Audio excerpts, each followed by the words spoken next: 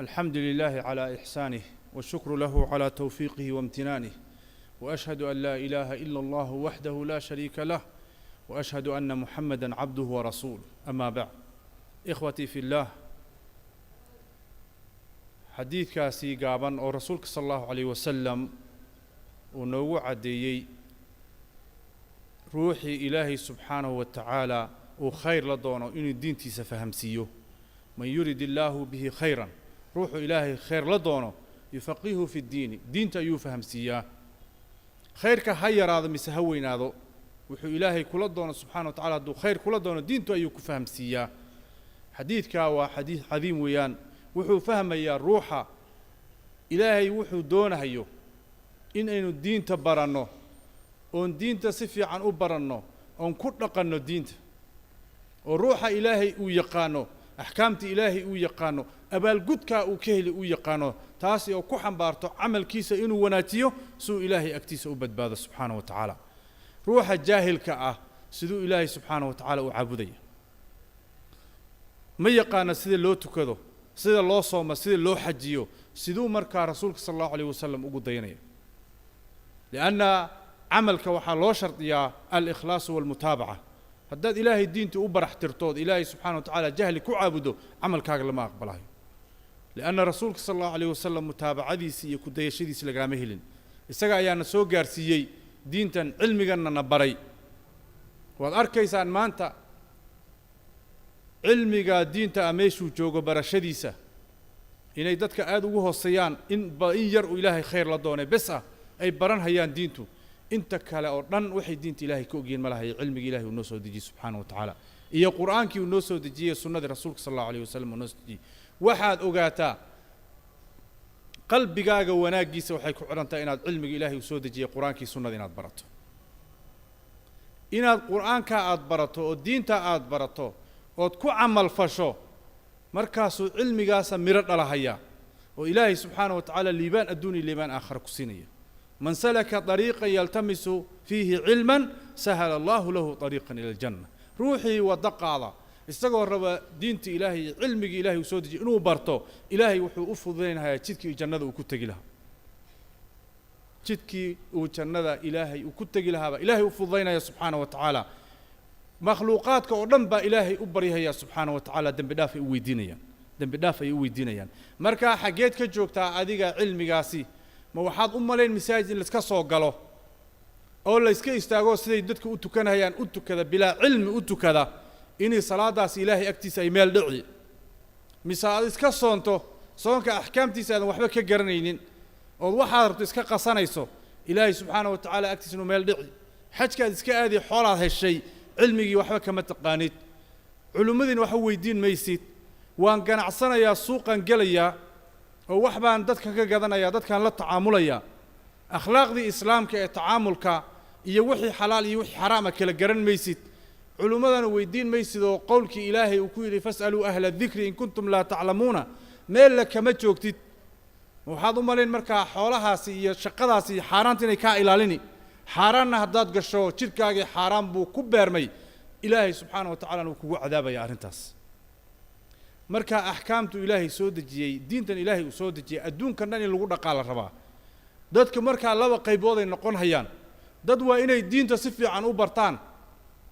oo kameel keenaan qawaacidiisa iyo dawaabidiisa iyo cilmiga quraanka ku jiro dhan inay bartaan ay dadka hor fariisiyaan ay wax baraan mashaakishooda iyo wixii ku soo dariyo ku soo dago ku soo cusub dhan uga jawaabaan waa culimadu dadna waxa la rabaa wixii waajib ku ah ee ilaahay uu ku waajib yeelay oo la rabo inay qabtaan inay cilmiga bartaan ruux kale u baran kara ma jiro adoo salaad ku jiro nin caalima weydiin maysid xageeseen u sujuudsay rukuuca waa inaad barato rasuulkana sallallahu alayhi wasallam waad garanaysaan inuu nin soo galay masaajidka intuu tukaday markuu rasuulka salaamayna la yiri irji' fa salli fa innaka lam tusalli noqaala yirina istuko wali wax maadan tukanin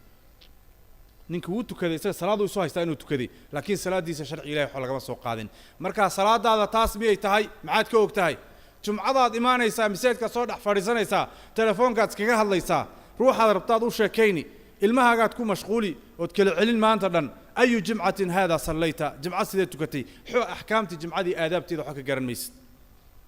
waxba ka garan maysid marka waxaad u malaynaysaanba annaga cilmigan ilaahay soo dejiyey dad kale in loo xil saaray ee caamada inaan cilmi laga rabin inay bartaan culimada u tukani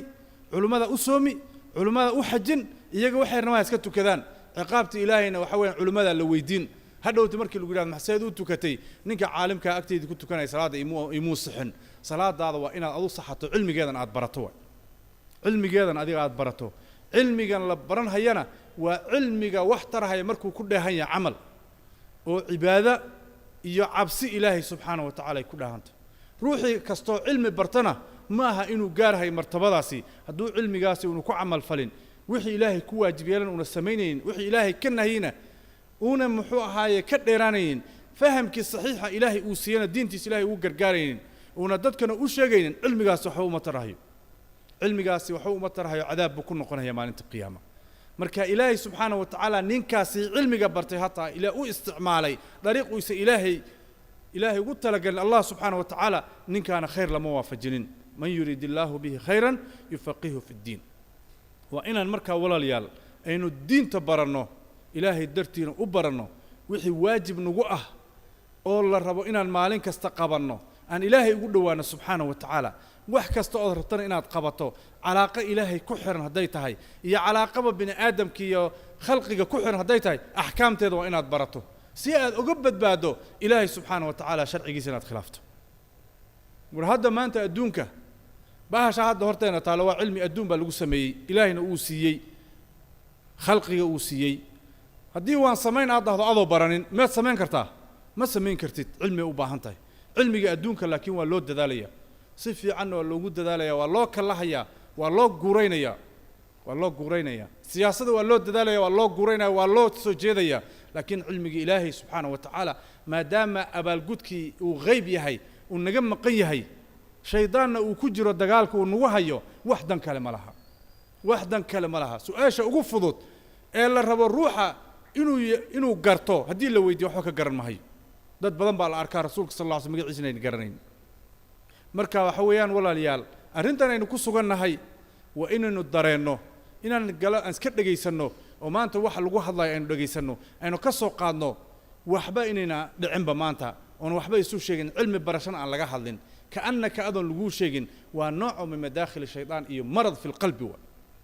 ruuxa markii la baraarujiyo oo khayrka jecel ilaahayna ku xiran inuu baraarugaa la rabaa cala alaqal uu dadaalo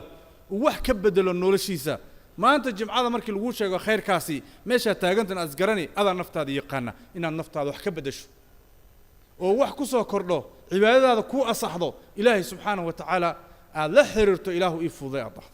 marka walaalayaal waxa weeyaan cilmigii diintii ilaahay uu noo soo dejiyey qur'aankii iyo kitaabkii xaqiiqa haddaynu isu sheegno waynu ka fogaanay barashadoodiina waan ka fogaanay dad kalaa noo baran hayaa baan isnayay annaga laakiin waa inaan adduun baranno ilmaheennan aan ku anqarino inay adduun bartaan ay ka meel keenaan adduunkan wuu dhammaanaya maalin kasta ruux baan sii qaadnaa oon qabri geynaa waxa lagu weydiinahay waa rasuulka sal allahu alayh wasalam iyo khayrkuu la yimid ilaahay laguma weydiinayo adduun imise adduun intay kororsadeen kasbadeen maalintay ka noolaan lahayn la qaada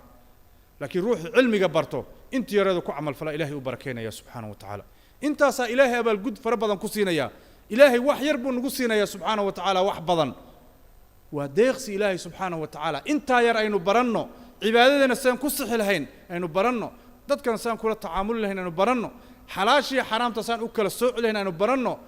culummada ilaahayna dhex dhigayna aynu weydiinno wax kasta oo naga dhehgalo diinta ilaahay ku saabsan fasaluu ahla dikri in kuntum laa taclamuun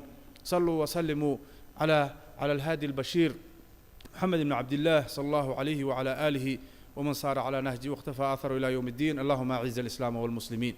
وأذل الشرك والمشركين وانصر عبادك الموحدين وانصر المجاهدين في سبيلك في كل مكان اللهم اغفر لنا ذنوبنا وإسرافنا في أمرنا وثبت أقدامنا وانصرنا على القوم الكافرين اللهم اغفر لنا ما مضى من ذنوبنا واعصمنا فيما بقي من أعمارنا وارزقنا عملا زاكيا ترضى به عنا اللهم إنا نسألك الهدى والتقى والعفاف والغنى اللهم إنا نسألك رحمة تهدي بها قلوبنا وتلم بها شعثنا وتذهب الفتن عنا اللهم احفظنا بالإيمان والهدى قائمين وقاعدين وراقدين ولا تشمت بنا الأعداء والحاسدين اللهم اجعلنا يوم الفزع الأكبر من الآمنين اللهم اجعلنا يوم الفزع الأكبر من الآمنين اللهم اغفر لنا ولوالدينا ولجميع المسلمين والمسلمات الأحياء من الأموات، إنك سميع قريب مجيب دعوات. اللهم اشف مرضانا ومرضى المسلمين، اللهم اشف مرضانا ومرضى المسلمين، اللهم اشف مرضانا ومرضى المسلمين. أقيموا الصلاة.